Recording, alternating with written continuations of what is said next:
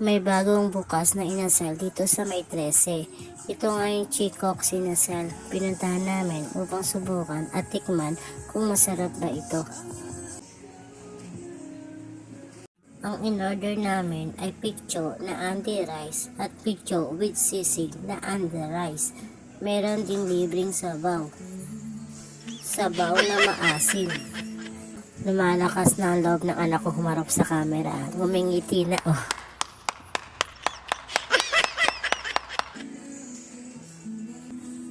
Ito na yung pagkain namin. Kain na.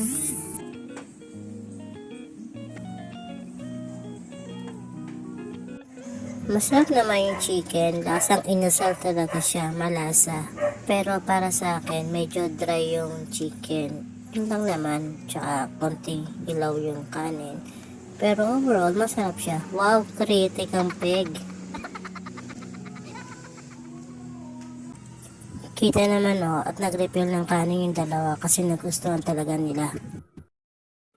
Try nyo din, baka magustuhan nyo at affordable naman yung price.